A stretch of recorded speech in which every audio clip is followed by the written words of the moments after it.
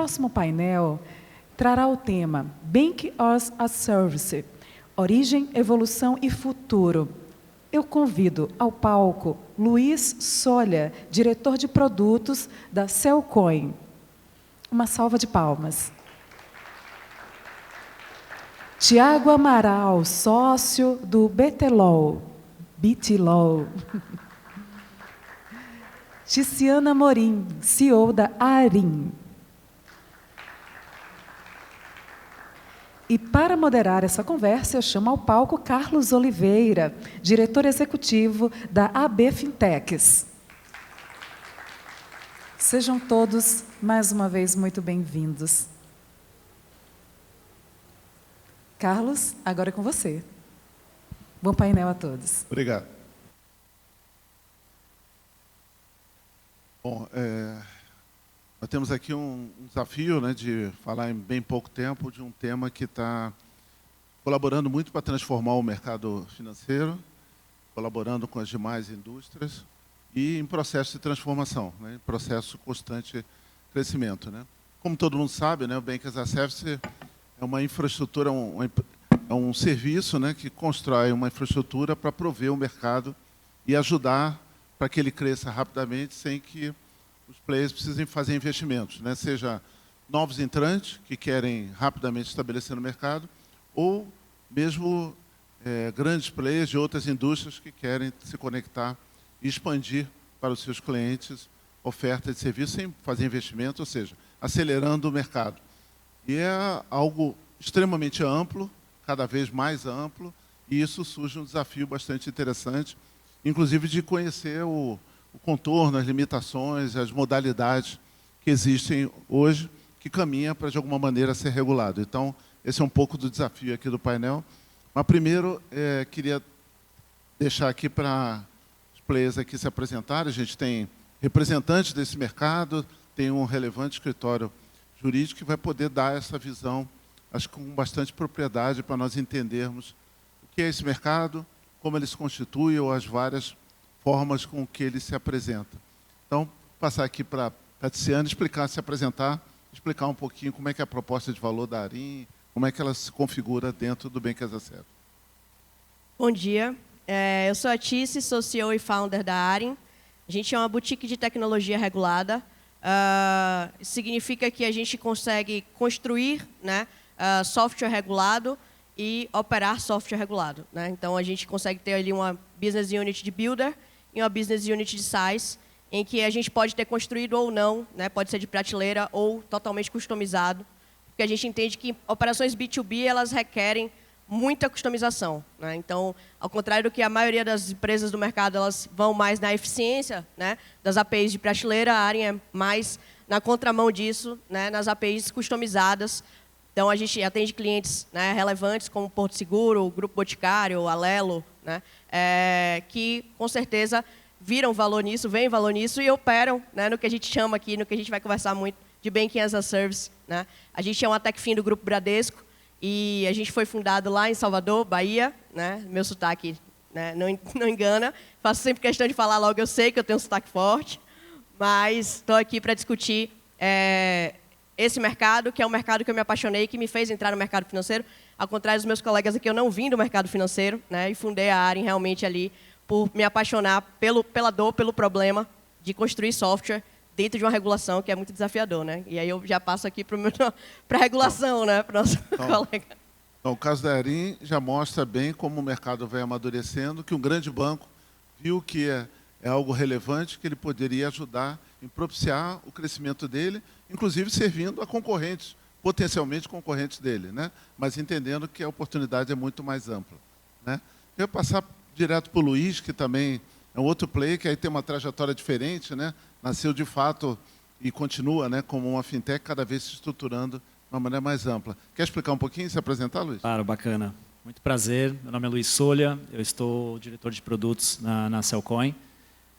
A Cellcoin é uma infratech, a gente se nomeia como uma infratech, que promove e proporciona infraestrutura bancária e licença para diversos players de mercado, para viabilizar a estrutura não só de Bank as a Service, mas Credit as a Service, a estrutura de Open Finance. Então, a gente, ao longo dos anos, foi fazendo algumas estruturas de M&A e a gente foi compondo o nosso portfólio, que hoje é bem amplo. Inclusive, a gente anunciou hoje um novo M&A. A gente comprou uma empresa que chama Cobranças, que vem para apoiar aqui o portfólio de crédito para fazer a parte de gestão de carteira. Eu acho que hoje, ao longo do painel aqui, tem muito tema interessante para a gente debater, entre diversos casos de uso, né, que hoje viabiliza aqui a oferta do serviço de BaaS, e também agora com a regulamentação que está nesse momento em consulta pública, e eu acho que vai ser bastante interessante aqui a gente debater o tema. Sem dúvida, vamos falar mais sobre ela mais para frente. Mas aí, Thiago, passando para você, né, queria que você também trouxesse aí dentro da sua visão, né, como jurídico, um pouco das vantagens e riscos, né, que esse modelo oferece. A gente sabe que a velocidade de transformação da indústria é impossível hoje você dominar tudo, né, todo mundo fazer tudo. Quem tenta fazer isso, em geral, é bastante ineficiente e lento, né, e certamente acaba não tendo as melhores decisões, porque o rol de competência é muito grande. Então, o Bankers SF vem justamente ajudar nisso. Como é que você enxerga que isso pode, de fato, se complementar e como alavancar, mas fazendo de uma forma adequada essa integração? Bom, boa tarde a todos. Meu nome é Thiago Amaral, eu sou advogado, ao contrário dos meus colegas. Bom, primeiro eu queria agradecer aqui o convite da CREF, da Cíntia, do Carlos, da Bcrypto. Trabalho no mercado desde 2006, quando ainda era só cartão, e tenho a vantagem de estar do lado de 2 clientes, né? E começamos juntos esse mercado do contrato social e perdidos, né? O que fazer, né? O que é um BaaS, como prover um BaaS, né? O que temos que fazer nesse mercado. E esse mercado evoluiu exatamente porque empresas com licença conseguiram fazer com que outras menores atingissem esse mercado. Então, eu sempre digo, é possível dividir o mercado não bancarizado em 3. Os new banks, né, quantas empresas não bancárias conseguiram virar instituições de pagamento, fintechs de crédito, exatamente porque tiveram incentivos dessas empresas bancárias, né? Acho que várias são exemplo disso. Quantas empresas de nicho conseguiram ingressar nesse mercado, né? Porque atingiram o público não bancarizado, porque atingiram públicos muito específicos, ou porque agregavam serviços que grandes bancos, grandes instituições não conseguiam agregar, né? E foram graças às empresas de BaaS. Algumas conseguiram virar instituições, mas muitas não, e continuam provendo esse serviço. E quantas empresas conseguem prover serviços financeiros no seu ecossistema, né? Então, você consegue... empresas conseguem conceder fluxo de caixa para fornecedor, para clientes, conseguem ter acesso a dados de fornecedores, e graças a serviços de BaaS, né? Obviamente, conseguem ganhar dinheiro com isso, né? Mas conseguem alavancar outras empresas, conceder crédito. Vantagens todas, né? Empresas que não são financeiras conseguiram obter recursos, conseguiram de alguma forma conseguiram obter uma receita, né, em razão desses novos serviços.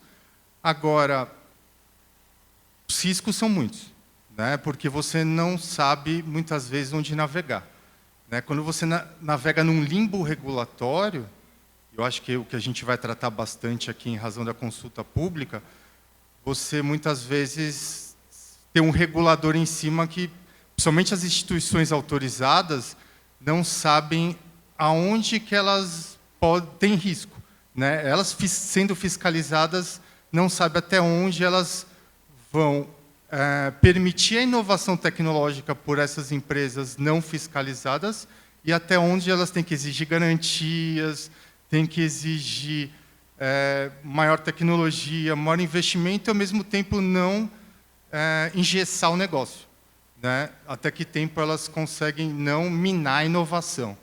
Eu acho que esse é o grande problema. Legal.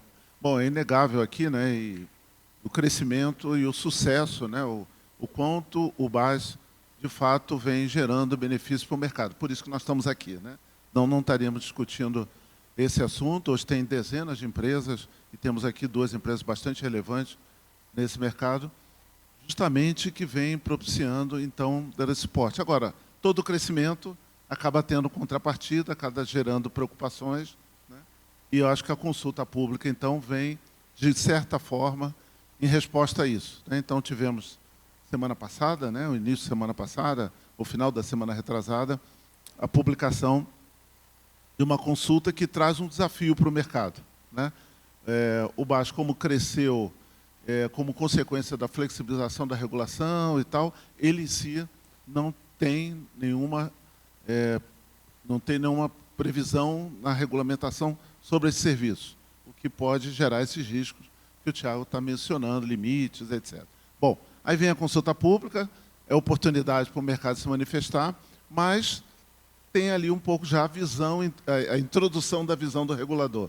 Então, Thiago, continuando em você, como é que você, assim, uma primeira visão, depois para passar para os empreendedores aqui que estão ali no mercado, que vão ter que encarar esse desafio, como é que você olhou, assim, um panorama geral, esta consulta pública, o que o Banco Central está passando de mensagem pelo menos no texto original em que ele publica ao mercado? Bom, o Banco Central já tinha dito que ia endereçar uma consulta pública para o Bank as a Service, né? Ele já tinha manifestado em outras oportunidades. E acho que o mercado já aguardava essa consulta pública, né? O Banco Central, basicamente, ele tem 2 formas de endereçar a consulta. O que era esperado é exatamente isso. Ele colocou as premissas, né? E eu divido assim, a consulta pública em 3 fases, né? Ele coloca 3 premissas básicas. O primeiro é o escopo. Então, ele fala, olha, eu vou delimitar a norma de acordo com o escopo. Eu quero indicar quais são o que são os serviços de base, né? Então, ele vai colocar ali, olha, os serviços de base serão, né, mercado, me diga o que você, né, quer definir como serviços de base. Depois, que para mim é o mais importante, a responsabilidade das partes. Então, responsabilidade do provedor de serviço de base e responsabilidade do tomador de serviço de base, porque é aí que exatamente vai residir, né, o divisor de águas, né? Até que ponto o provedor de serviço de base, aquele que detém a licença, né, qual é a responsabilidade de fato dele, e aquele que toma serviço de base, ele é só um canal de distribuição ou não, ele pode utilizar marcas ou não, né, que é o negócio, ele quer utilizar as marcas dele, né, ele quer atingir o público. Depois ele coloca outra premissa dentro desse escopo, que é o atendimento ao cliente, né, que é o principal, no meu ver, do tomador de serviço de base, mas até que ponto, até que nível ele pode atender o cliente, né? São só questões comerciais, também são operacionais. E, por fim, a supervisão e o controle que o Banco Central vai exercer. Espero eu que ele não exerça sobre o tomador de serviço, né? Só sobre aquele que detém licença. O segundo ponto, e aí ele quer obter subsídios do mercado, é quem pode ou não oferecer serviço de base, né? E aí ele coloca dentro do arcabouço ali, né? Olha, eu quero que o mercado me diga quem pode oferecer serviço de base. Aí ele começa, instituição de transação de pagamento, né? Aquele que só inicia uma transação de pagamento. E aí ele coloca de forma muito sutil ali, o tamanho da instituição, o volume das transações, etc. Provedor de serviço de FX, né? Aquele que faz transações. Que é uma coisa nova, né? Que ele introduziu nessa consulta pública, que até então isso não era algo praticado. Mas é tá. uma oportunidade, né? É uma oportunidade. Até que ponto ele quer colocar embaixo do arcabouço de base o provedor de serviço de FX, né? Aquele que faz transações internacionais de compra e venda de produtos. Ele quer ouvir subsídios do mercado. Não sei. É uma contribuição talvez importante. Depois ele vem com uma subadquirência, entre aspas, que eu achei meio esquisito. Subadquirência de credenciamento, ao mesmo tempo que ele está tentando regular a subadquirência na alteração da resolução 150. Né? Que ele fala que o subadquirente vai ter que liquidar na agenda centralizada. Pô, o Banco Central não se conversa? Ou ele quer outra subadquirência? Eu acho que é importante esclarecer esse ponto. É só aqueles BAs que credenciam estabelecimentos em favor de outra credenciadora, ou é aquele que liquida transações? Né? Eu acho que é algo importante esclarecer. E, por fim, que eu acho que o mais importante para todos é a bancarização, que até hoje está num chapéu de correspondente bancário, muito esquisito, né? Porque é o que tem. Né? E o Banco Central já se manifestou que não é correspondente bancário, porque a gente coloca num chapéu de correspondente bancário. É bem mais que isso, né? A gente coloca que é porque oferta, né, faz oferta de crédito, mas é tudo menos correspondente bancário. Não é o pracinha que vai para a rua vender crédito. E a bancarização ele deixa claro que é manifestações do mercado, que de fato é o Bank as a Service. Né? Então, eu acho que essa é a contribuição mais importante. E por fim, e aí sem me estender muito, o risco que esses provedores de serviço de base podem agregar. Né? Patrimônio líquido e capital. Eles precisam de um patrimônio líquido e capital maior do que os demais? E aí eu acho que a manifestação do mercado vai contribuir. Né? Ele só coloca o problema, né? E aí eu acho que é um trabalho que o mercado vai ter que fazer. Então, vamos ouvir os empreendedores aqui. A gente sabe que a regulação, quando bem equilibrada, ajuda o mercado, né? Coloca todos em igualdade de condições para poder competir, né? E, portanto, estabelece e dá segurança para o mercado poder contratar, né? Com menos riscos e tal. Então, isso propicia, temos vários exemplos da própria regulação, a forma que o Banco Central vem conduzido em dezenas de mercados aí, né? Evolução, toda essa digitalização e transformação na indústria é um exemplo claro disso. Mas também sabemos que o Banco Central vem subindo a régua de vários segmentos que antes eram bem livres, né? IP é um exemplo disso, SCDs, ele vem, né?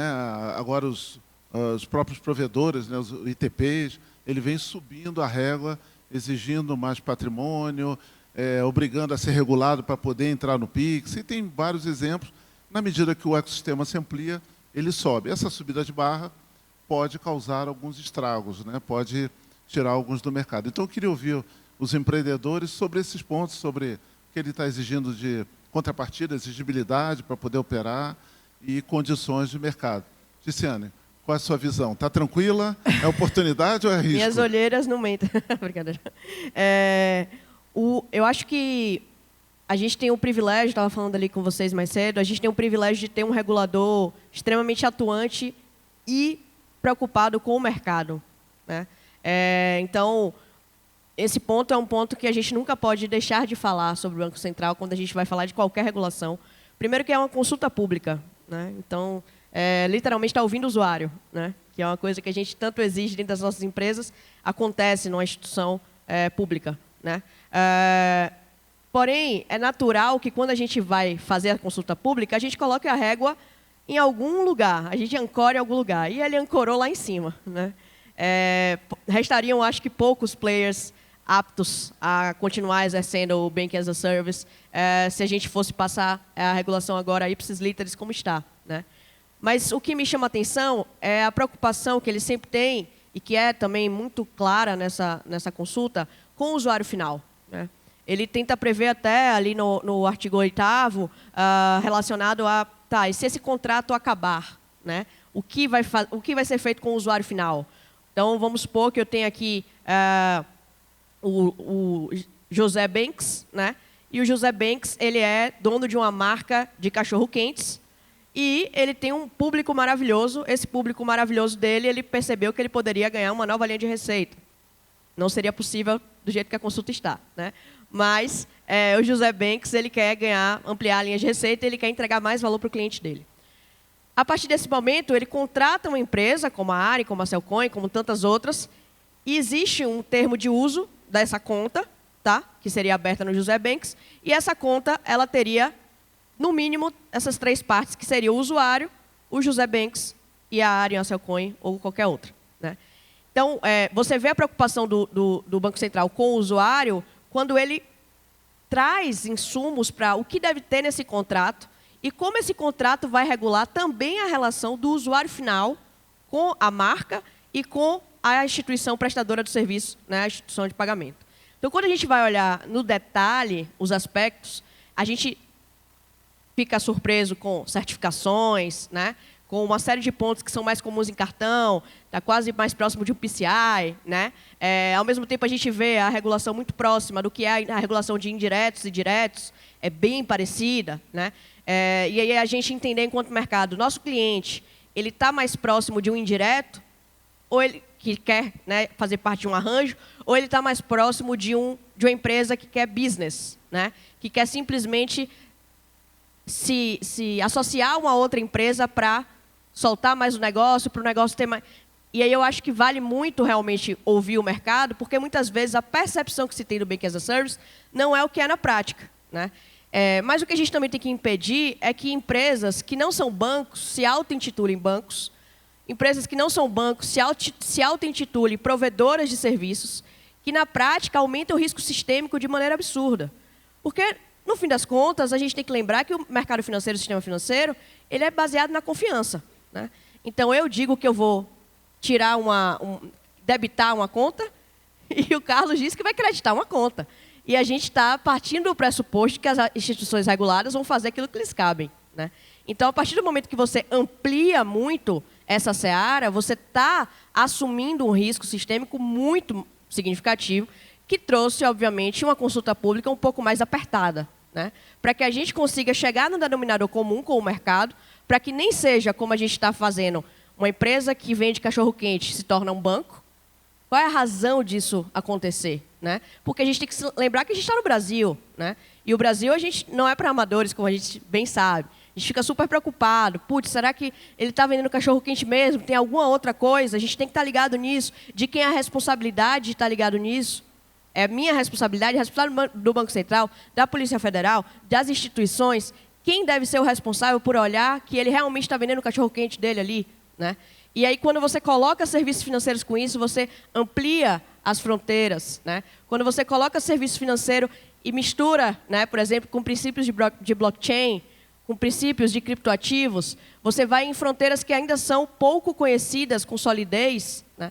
Então, eu acho que é uma consulta que ela reflete muito do que aconteceu no mercado da pandemia para cá, que foi um boom, um grande crescimento, mas que a gente também tem que olhar para as empresas sérias, né? E o que as empresas sérias estão fazendo, com quem elas estão se relacionando e de que forma. Tá? Então, eu acho que tem algumas coisas para ajustar, tem algumas coisas que realmente invalidam o modelo, né? E se assim seguirmos, invalidará o cerne do modelo, que é prestação de serviços financeiros por empresas não financeiras, né? Através de uma parceria com empresas licenciadas e que vão levar a sério a licença que possuem. Eu acho que essa é a premissa que a gente deveria partir quando a gente fala da consulta, né? Tícia, e tem um ponto também que me remeteu à questão do arranjo, né, do participante indireto, que ele restringe a um único provedor de... Então, eu fiz essa mesma... Assim, putz, tende a ter um cadastro centralizado ali com um único provedor, e esse provedor tendo as suas responsabilidades e também o tomador. Eu fiz esse mesmo paralelo, desculpa. Com certeza, é um bom ponto. Assim, na medida que o Banking as a Service empresta a sua infraestrutura, ele também está garantindo o atendimento à regulação, né? Porque esse é os grandes problemas. Não é só o investimento para você construir, mas toda a homologação, todo respeito à regulação, seja de lavagem de dinheiro, seja liquidação financeira, reserva, etc. E, na medida, e já tiveram casos, na medida que o Bank as a Service não está tão capacitado ou não realiza isso adequadamente, ele pode servir de válvula para usos indevidos, como já tiveram alguns casos até. Então, a regulação, acho que é o ponto da Tiziane, também reflete um pouco isso. Mas, Luiz, quais são as suas preocupações aqui? Vamos lá. Eu acho que dando até só um passo atrás, assim, é mais do que uma tendência. O BaaS ele é uma evolução que potencializou a democratização do serviço financeiro. Acho que é importante a gente lembrar isso desde a iniciativa do Banco Central, lá em 2013, onde ele trouxe o papel da instituição de pagamento e incentivou, né, aquela concentração que nós tínhamos no Brasil de 5, 6 bancos. Né, ele abriu o mercado, isso natural, houve a evolução ali das APIs expostas, e eu até, assim, a gente imaginando como teria sido a pandemia se não houvesse esses anos, todo o investimento que foi feito para a abertura do sistema financeiro. Né? Então, eu acho que foi uma decisão muito acertada do Bacen de abrir de fato, e agora ele vai trazendo essa consulta pública justamente pensando numa regulamentação onde ele vai agora colocar os controles. Acho que hoje houve um grande avanço, vários players surgiram, a gente passa nesse momento por uma certa consolidação, né, do mercado, e aí naturalmente vem a regulamentação. Mas trazendo para os casos de uso da Cellcoin, né, a Cellcoin mesmo surgiu para um caso de inclusão financeira, né, de uma wallet que atendia regiões onde não havia a agência bancária e de fato a gente praticava ali a inclusão financeira, e isso expandiu em parcerias com diversos players, e ao ponto da gente chegar num nível de sofisticação em que a gente tem um grande varejista que está integrando a sua wallet, provida ali através de uma estrutura de BaaS, integrada no seu ponto de venda para que o cliente consiga ter a experiência de compra sem a necessidade de nenhum device. Ele, através no PDV, com a biometria facial, ele consegue fazer o pagamento debitando de um cartão de crédito ou da própria wallet. E diversos outros players, né? Uma startup que viabilizou a oferta de um banco no WhatsApp, ou um outro que é um concierge financeiro, né, que atende tudo isso através do BaaS. Então, eu vejo com bons olhos, assim, a gente vive, a Tice comentou, né, assim, o Brasil é um país muito criativo e a gente tem visto uma crescente de fraudes, e naturalmente a gente precisa cuidar. Então, eu vejo o Banco Central muito preocupado em, de fato, trazer maior transparência e maior segurança, pensando também no usuário final. Sem dúvida. Talvez o único ponto aqui que a gente precisa ter cuidado é aí, o mercado todo, né? Nós da BFintech estamos com um grupo de trabalho envolvendo os principais players, como esses que estão aqui, é esse ponto da responsabilização, porque na medida que uma empresa, digamos uma fintech, por exemplo, ou um varejista, contrata um BaaS, se tem algum problema, quem vai responsabilizar perante aquele cliente que está usando essa fintech ou usando aquele varejista?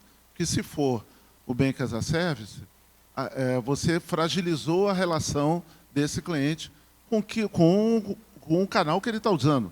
Ele não quer saber qual é a infraestrutura que está por trás. Tá certo? Claro que perante o Banco Central, sim, esse Bank as a Service tem que responder, mas perante o cliente final, ele está usando aquela empresa, aquela fintech, aquele varejista e tal.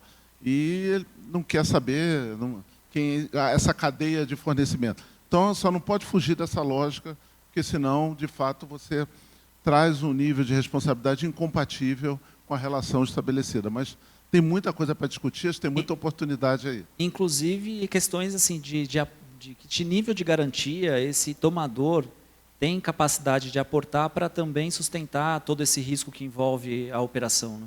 Agora, o tomador de serviço tem que ter clareza de que riscos ele está assumindo exposto, e qual é a responsabilidade que o BaaS está garantindo para ele, até por ser autorizado pelo Banco Central. Ia depender de como vem essa regulação, no fim das contas, a gente vai ter um maior apetite ou um menor apetite a startups. Né? E isso é importante a gente falar em fóruns como esse, que a gente está debatendo inovação, porque quando a gente fala de aportes, né, nem sempre a startup vai ter ali a liquidez, né? Quem tem a liquidez é o prestador de serviço, muitas vezes, é o prestador ali do serviço financeiro. Nem sempre a startup tem condições de ter a estrutura que é exigida de uma IP, né? Então, quando a gente brinca que é parecido com o direto e indireto, a diferença é que o indireto também é regulado, né? Ele também é do mercado financeiro. O business dele tem a ver ali, minimamente, com isso. E quando a gente fala do BES, é quando o business, em tese, não tem tanto a ver, né? Então, é uma preocupação nossa também, aí não é o cliente que a gente atende, né? A gente não tem hoje nenhum segmento de startup lá dentro, mas eu fui uma startup, né? Literalmente sou uma startup hoje em fase de escala e me preocupa de matar, né, essa possibilidade das fintechs virem, né, e virem forte e disruptarem, como tantas disruptaram. A barra está alta para começar agora, né? Sem dúvida. Aí é a questão do equilíbrio da regulação. Bom, queria agora aproveitar os últimos minutos para a gente falar de futuro, né? Falar um pouco de como é que vocês projetam o crescimento, o desenvolvimento do Bank as a Service. A gente está numa indústria totalmente digitalizada, cada vez mais. Estamos aí com o Drex, está vindo aí o Web3, se integrando ao sistema financeiro, né? O quanto que o Bank as a Service pode se inserir e colaborar com todo esse processo que a gente está olhando à frente. A gente vê também o Bank as a Service diversificando cada vez mais, ampliando o portfólio. A Cellcoin acabou de falar de aquisição e não é a primeira, né? Passa alguns meses, já tem várias aquisições da Cellcoin, bancos entrando nesse mercado, diretamente ou através de aquisições, como exemplo da Arim. Enfim, é um mercado também que tem uma dinâmica grande, evoluindo. Então, queria um pouco a visão. Primeiro, também queria a visão do Thiago. Como é que vocês enxergam o futuro do Bank as a Service e de que maneira ele pode cada vez colaborar? E lembrando que a própria, como já foi dito, a própria consulta introduz novas opções, veda algumas, mas introduz novas opções também para o próprio modelo de negócio do Bank as a Service. Eu acho assim, a partir do momento que você regula, você nivela o mercado. E nivelando o mercado e regulando a atividade, você traz mais investimento, né? Para o investidor, principalmente o investidor externo, ele prefere investir em mercados regulados. Então, previsibilidade, né? A previsibilidade. Você traz segurança jurídica, você nivela o mercado, você traz grandes players, você fala, a partir de agora eu tenho provedores de serviços de base regulados, fiscalizados pelo Banco Central e com contratos com segurança jurídica, e eu me sinto mais confortável para investir. Então, acho que o futuro é promissor, né? Apesar de você ter um custo maior regulatório, você agora tem um divisor de águas. Você vai ter grandes players, provedores de base, e que vão surfar uma onda muito maior. Esse, para mim, é o meu feeling. Legal. Luiz?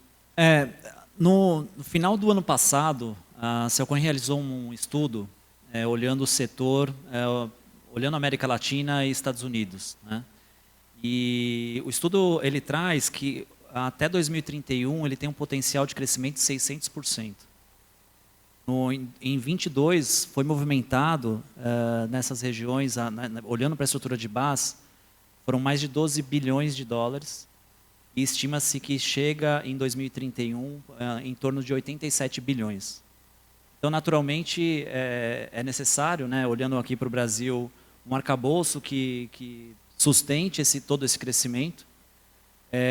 E a gente acredita lá na Cellcoin muito em ecossistema, né? E a gente tem explorado muito isso, esse olhar para as fintechs, aos wallets, isso reduziu drasticamente, né? O mercado mudou e a gente acredita muito que, de fato, viabilizar os serviços no nível de customização, buscando a proposta de valor daquele cliente dentro do seu ecossistema, isso gera muito valor, isso traz inclusão.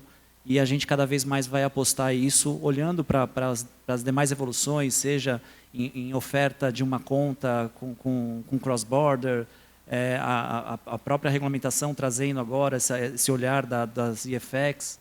Então, acho que a gente parte agora para um olhar naturalmente, né, de uma estruturação de oferta que seja escalável, e agora a gente parte para um processo de ampliação de portfólio para ancorar todos esses casos de uso que têm surgido aí no nosso dia a dia. Eu acho que tem um exemplo, traduzindo aqui o Luiz está dizendo, que é um exemplo meio óbvio, né? De vezes mercados que crescem muito rapidamente, pega o famoso mercado de bets. Faz sentido um player que está vindo para o mercado de bets ficar um ano e meio na fila para obter autorização para fazer pagamento, operar Pix e tal, ou contratar um Bankers Accept, que tem tudo isso pronto, tem algumas APIs, se conecta em poucos meses, vai estar operando com uma solução já madura, que já tem escala, portanto, deve ter um custo bem menor do que... Então, assim, o Drex aqui, né, uma exchange que está vindo, fazer serviços básicos de conciliação, liquidação e tal, faz sentido ele querer desenvolver tudo isso? Pode ser que sim, mas ter alternativa muito mais rápida e mais segura, ainda mais se estiver regulamentado e madura, me parece que é um acelerador muito grande, e aí tem esses nichos que vão surgindo a cada mudança regulatória, cada novo negócio, abre essas possibilidades, que com certeza o BAS é uma opção bastante viável e acelera, e é por isso que ele cresceu tanto e ajudou tanto o mercado. Ciciane, para onde é que vai o futuro do BAS? A gente tem a tese do Invisible Banking, né? As pessoas elas não querem simplesmente novas contas, elas querem serviço financeiro onde elas já estão. Isso muda muito a perspectiva do que você está oferecendo. Isso dificulta muito o que você vai oferecer. Oferecer uma conta é o de menos, né? Abrir uma conta é o de menos. Garantir um saldo já é outro, né? Ao mesmo tempo, quando a gente olha para isso que o Carlos falou, pelo menos na minha visão, é você apostar em software que não tem maturidade. É muito importante a gente conhecer tecnologia, quando a gente vai falar de tecnologia, e existe uma fase de maturação de realmente como aquele software se comporta, né? E quando você pede para todo mundo se regular ou para todo mundo iniciar esse ponto, você está partindo da premissa de que você prefere ter mais softwares menos maduros no mercado do que menos softwares mais maduros no mercado. Ou você poderia possibilitar um tempo de maturação, que é quando há a correlação entre quem já é amadurecido e quem ainda não é, e juntos eles passam pela fase de maturação de quem ainda não é amadurecido. É nisso que a gente acredita, né? Então, quando a gente fala aqui de Visible Banking, é simplesmente porque a coisa mais importante da vida da pessoa, ela não acorda querendo fazer um Pix. Ah, meu Deus, não vejo a hora de fazer um Pix. Oh, meu Deus, não vejo a hora de abrir uma nova conta na farmácia. Ela quer conveniência. Se a conveniência vem através da conta, se a conveniência vem através do Pix, ela vai realizar o Pix para ter o que ela espera. E o que ela espera é o verdadeiro valor, né, que a gente tem ali no ecossistema financeiro. Então, o ecossistema financeiro ele é um grande viabilizador. E acho que a gente passou alguns anos confundindo um pouco isso, como se ele fosse a coisa mais importante do dia da pessoa, quando, na verdade, a gente deve estar intrínseco ao comportamento humano, intrínseco ao comportamento de empresas, né, e de negócios.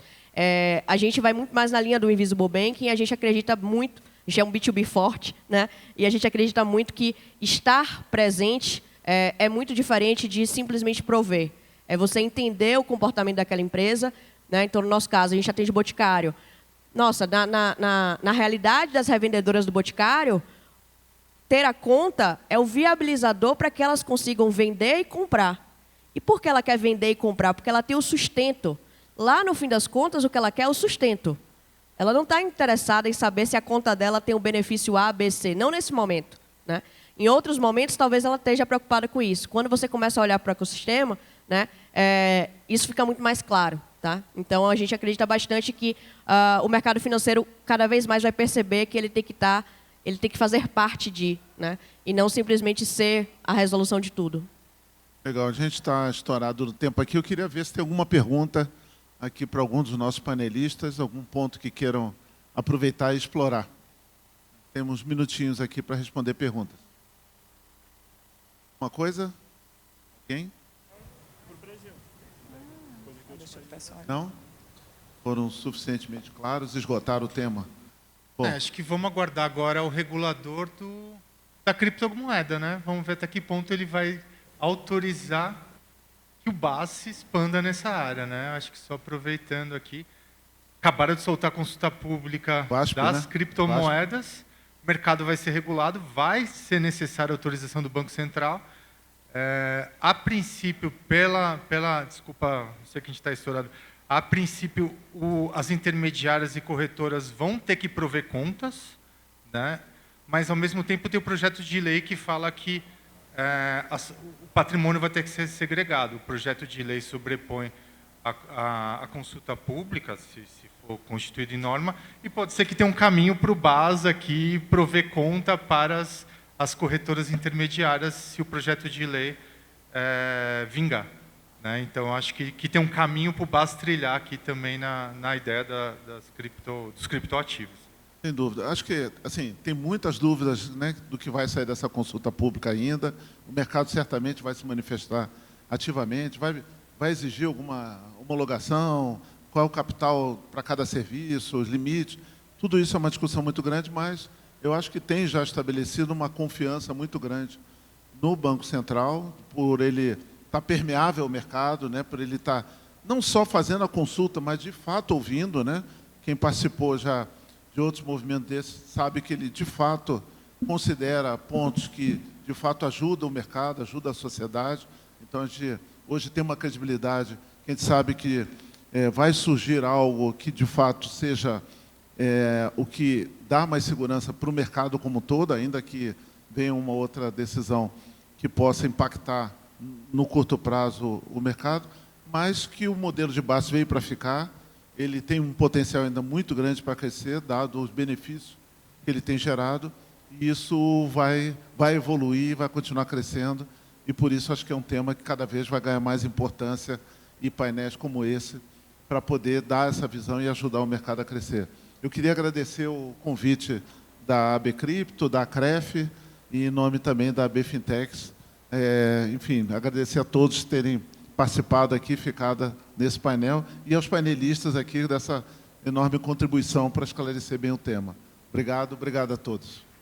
Obrigada a cada um de vocês pela contribuição nesse evento tão importante para a criptoeconomia.